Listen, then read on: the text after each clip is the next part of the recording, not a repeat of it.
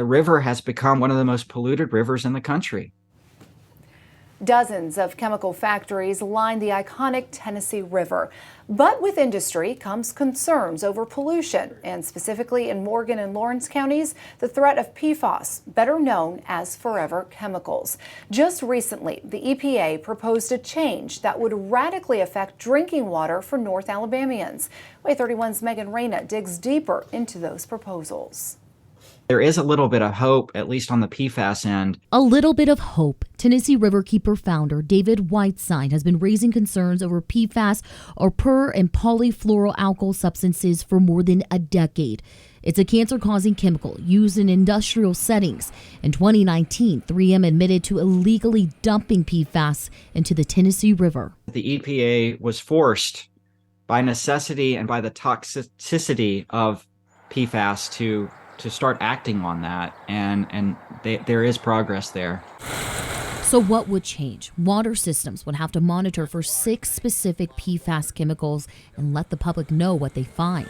When I first came into this office in 2020, the guideline that was set by the EPA was around 70 parts per trillion and potentially looking at going to under 5 parts per trillion. Decatur City Council President Jacob Ladner is well aware many people will be looking to see if the River City's water is meeting those new standards. You know, the testing levels that have been published are close to what the EPA's potential change would be. Decatur Utilities General Manager Ray Hardin declined to do an interview on camera, but he did say back in the fall they reached out to a company who focuses on alternative PFAS treatments. He says they're planning to do a study of Decatur Utilities, but Hardin admits they're very early on in that process. If we need a new wastewater treatment plant in Decatur, like 3M had to pay for in West Morgan and East Lawrence, then that's on the table now. Whiteside is referring to the reverse osmosis treatment system that costs the West Morgan East Lawrence Water and Sewer Authority more than $30 million. Brenda Hampton lives in Cortland and was behind the fight to get that new system installed. I did have it tested by a lab in Sacramento, California.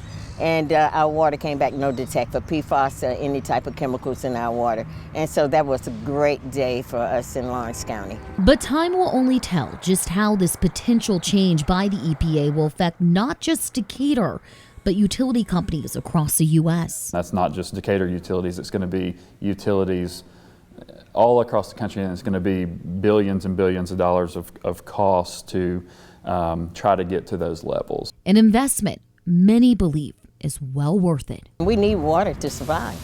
Megan Reyna, WAAY 31 News. The EPA plans to finalize the new regulation by the end of this year. Tonight on WAAY 31 News at 6, we're taking a deeper look at pollution within the Tennessee River and the new lawsuit filed against the EPA.